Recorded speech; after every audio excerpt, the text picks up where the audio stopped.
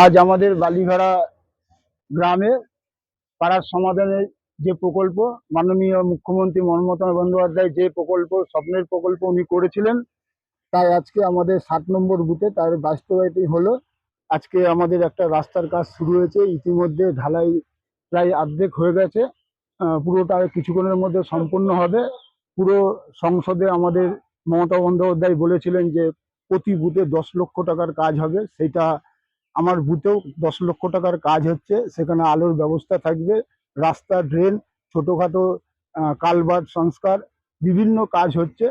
তাই মমতা বন্দ্যোপাধ্যায় আমাদের বাংলার জন্য যেসব কাজ করেছেন, আগামী দিনেও করবেন।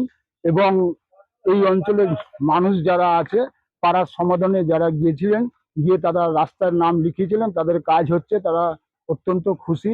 তারা আমাদেরকে সেইভাবে সাড়া দিচ্ছেন যে মাননীয় মুখ্যমন্ত্রী মমতা বন্দ্যোপাধ্যায় যে কাজের গতি, যা বলে তাই করে। সেজন্য ওনাকে অভিনন্দন জানিয়েছে। এবং আমি 7 নম্বর সদস্য, বুথের সদস্য হিসাবে মমতা বন্দ্যোপাধ্যায়কে আমি আন্তরিক অভিনন্দন জানাই। ও তার সাথে সাথে আমাদের প্রিয় সাংসদ পার্থ ভৌমিক এবং আমাদের বিধায়ক সনদ দে মহাশয়